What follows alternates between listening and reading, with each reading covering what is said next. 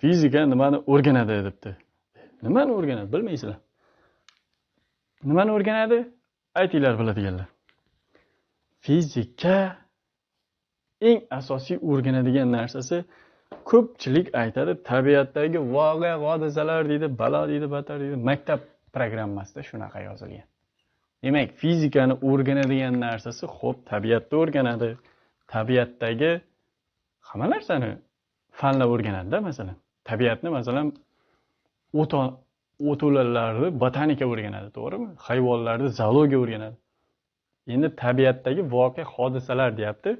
O'shani ichiga harakatni kiritib yoramiz. Asosiy obyektni o'rganadigan joyi harakat bo'ladi. Eng asosiysi. Hamma narsasi borib harakatga taqaladi-da. Tushunarlimi? Fizikani hamma narsasi borib harakatga taqaladi. Ya'ni harakat bor joyda fizika bor degandir, Azizbek do'stim.